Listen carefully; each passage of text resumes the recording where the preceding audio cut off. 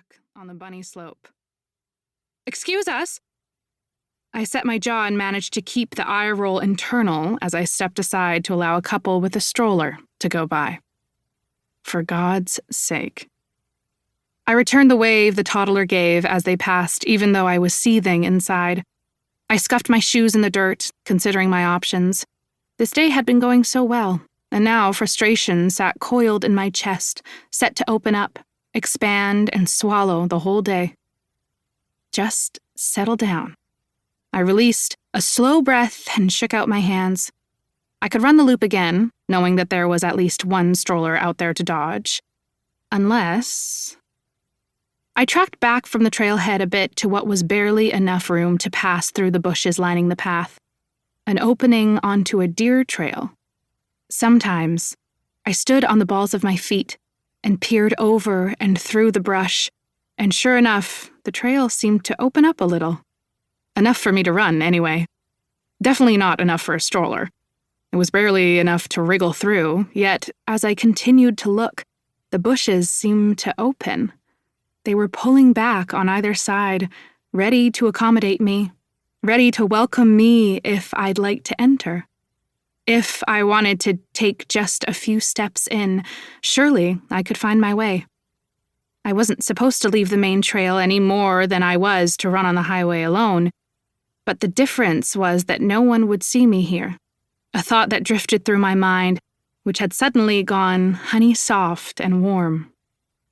It was quiet under the canopy of trees, just my footsteps, the twittering of unseen birds. Even the buzzing stalker was gone. The light cast a soft rose-gold glow over every leaf on every tree, the filter that colored my best memories. It was hot, but the wind had picked up, making the heat enjoyable rather than hellish. This was already better than the main loop. The sun beat down and I closed my eyes for a moment, letting my head drop back, soaking up the heat warming my muscles, the sound of insects buzzing, and the delicious knowledge that school was almost behind me and summer stretched out as far as I could see. No pressure, no stress, just me and the forest trails. The little voice in my head was soft and soothing. "The tree canopy is so pretty." It was. Quiet and dark and soft, perfect for a run.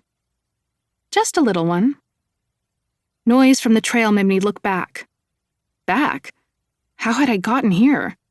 I turned in a slow circle, feeling fuzzy like I'd just woken. I hadn't stepped through the bushes. I'd never left the main trail.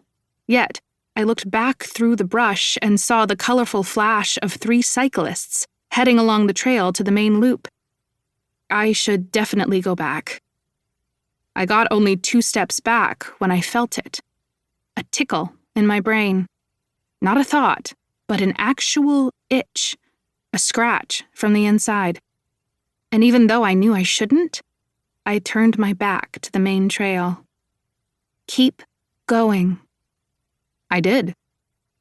3 steps into the brush, and the dark, waxy leaves leisurely brushing against my legs made me pause to consider ticks. Spiders. Things that bite.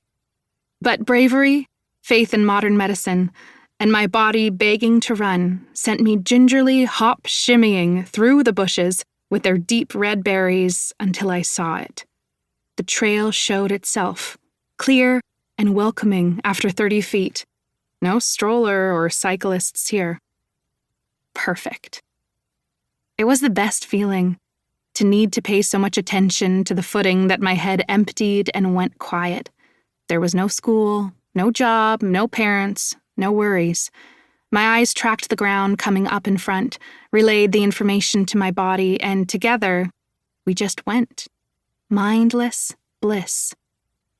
My first run had been for cancer research when I was 7, and that was all it took. Ever since then, I ran. For fun, in races, on teams. It had been, and still was, the closest thing I could imagine to flying. The buzz of my watch startled me out of my zen. A little satellite-shaped thingy with an X through it blinked up at me. Signal lost. I slowed to a walk, checked my heart rate, and looked around to find the